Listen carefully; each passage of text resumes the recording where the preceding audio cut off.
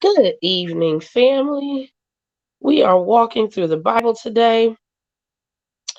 Good evening, good evening.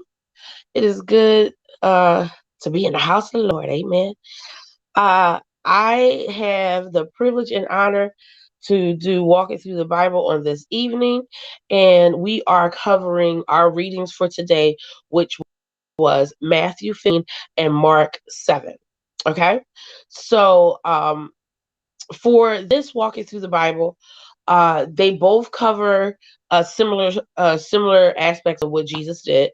They covered both Matthew and Mark's account was their very first interaction. It both begins off with talking about how the Pharisees and the scribes came to Jesus, and they basically accused Jesus and the disciples for not washing their hands before they ate. And I was sitting here and I was like, well, other than the fact that, yes, honey, we do need to wash our hands before we eat. I was trying to, I had to do a little research to figure out what was actually behind all of this. You need to wash your hands first. So when Jesus replies, or his rebuttal back to the scribes and Pharisees, their thing was, he said to them, he said, listen, you are trying to get people to keep up with the traditions of man. I We keep up with the traditions of either. Hi, Pastor Tamika, how are you? My sister, he said, you either keep up with the traditions of Moses, or you are keeping up with the traditions of man. And in this particular thing, he said it is better for you to honor your father and mother than it is, love you too, and it is for you to wash your hands. And I was like, well, wait a minute. And the word that he used, that it was Corbin of them. And I said, okay, wait a minute, because both Mark and Matthew gave the same account. So what I did is a little research of what does Corbin means.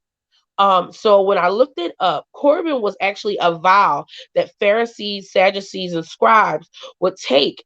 And it really was a way for them to outstep the responsibility of the oldest male child or the male child to take care of their parents. How about that? So I'm reading this, and I literally had to research this because I was like, that is deep. So what ended up happening is, the reason why the Pharisees and Sadducees felt that the disciples and Jesus needed to wash their hands before they ate is because they had interaction with uh, the Gentiles. So the Pharisees and Sadducees wanted them to ceremoniously wash away, basically, people who were not Jewish. Jesus' rebuttal to them was, okay, we're not good, it's fine that we don't do that, whatever, but you don't even take care of your parents, and that's Moses' law. And we go by what Moses' law, which came directly from God, which is honor your father and mother so that your days will be long. So the Pharisees and Sadducees actually took a quote unquote vow of only serving the Lord, and they would just abandon their parents. They would stop taking care of their parents. In essence, they stopped honoring their father and mother. I said, my goodness, that's the reason why they couldn't say nothing back to Jesus, because Jesus was like, well, look, you are following a tradition of man, and I am following what Jesus, what I was mandated, or what my father mandated from Moses from the very beginning of this whole thing. So I thought that was wonderful, and I was like, my Lord, that is deep. I just thought that whole thing was deep. So as they continue on, the Pharisees and Sadducees basically felt like the disciples, as well as Jesus, should have been following more of what the rabbis do, and the mainstream religious traditions. And Jesus is like, no, man makes a rule, but God makes the law, and I'm following the law. Follow the law. So as you continue on for both accounts, the next account that Jesus ends up having, which is quite ironic, is that Jesus ends up having an encounter with a Syrophoenician woman who, yet again, is considered the Gentile, the unclean, the non-Jew. And the first thing she said was, "Can you heal my daughter? Can you cast the demon out of my daughter?" And that is exactly what ends up happening. But Jesus turned to her and he was like, "Listen, I am supposed to be, and I'm to the I'm called to the lost sheep of Israel, or I'm called to the children of Israel. I'm not called to you yet." And and she was like, "Okay, well, yeah, I know." And he was like, "Well, I'm not supposed to be feeding the dogs first instead of feeding the children." Most of us, I know we've all heard this. Most of us would have definitely been offended. But she was so focused on what the goal was. And she knew that no matter what, that Jesus had love and compassion. He was going to heal her daughter. And she had faith that her daughter was healed. The very next account, according to Matthew, was Jesus went up into the hills and he healed the lame and he healed the sick, and there was a lot of people that came to him. And then there was also the miracle of him feeding the multitude with the fish and the loaves of bread. Mark gives an account wherein Jesus was approached by they brung to him a lame man, I mean a deaf man and a dumb man, meaning he couldn't hear and he also could not speak. And interestingly enough, and this is one of the things that just happened in the news, and this everybody's causing all kinds of ruckus. Jesus spit and he put it in the man's ear and he put it on his mouth. And the man, not only his ears loose, but his mouth was also loose as well. I just choose to believe that because Jesus is the well of living water, what came out of him was holy water. Jesus, he heals them, and then the next one is also the feeding of the 5,000. Like Matthew and Mark, they both give a description of what it is. So it went from the Pharisees and the Sadducees basically attacking Jesus and saying he was basically mingling with non-Jewish people and that they need to ceremoniously wash themselves and before they eat. Then he winds up being approached by someone who again was one of the people that they said, then turns around, and what he does, he breaks bread and feeds a whole bunch of people.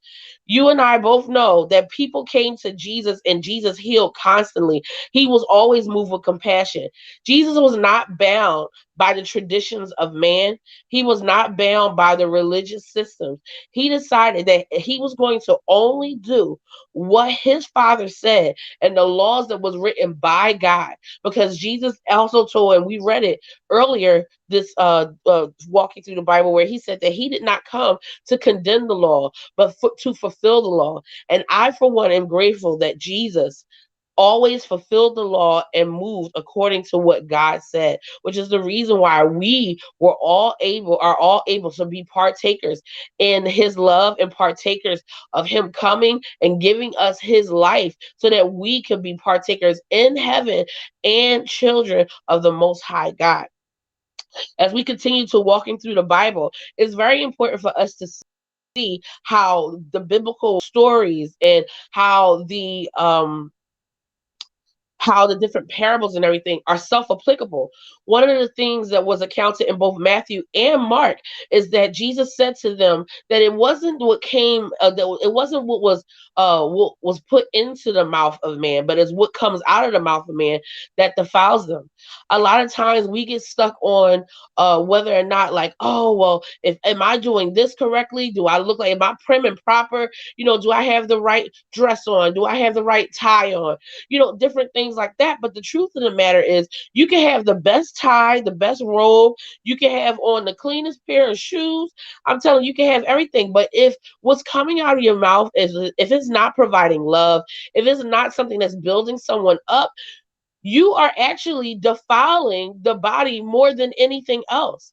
When Jesus was referring to what defiles the body, he wasn't just referring to the physical body, but he was talking about the body as a whole, like the church body as a whole. It's what comes out of our church body, what comes out of the mouths of the church body, what comes out, what do we do? That is what defiles the body as a whole.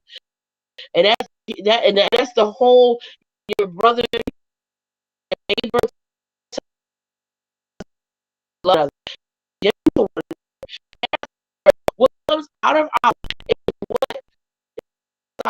what is man and what is building the man. We shall all have the charge on us. Proceed out of our mouth, building our brother and building our, and that is more important than what we decide that we want to just do as a traditional religious act. It's not about religion. It's all about fulfilling the relationship that we have with our Father, which is more important than anything else that we could possibly do. So that is what our readings is about, was about this day. On this wonderful day. Continue to walk through the Bible, to read, continue to build yourself up, and the word will continue to become more and more alive and applicable in your everyday life. May God continue to bless you, and may the seed of his word flourish in your life on a daily basis. God bless you, and have a good night. Oh, don't forget, tomorrow we have virtual service, so tune in at 10 a.m. and we will be having our church gathering together virtually, and we will see you tomorrow.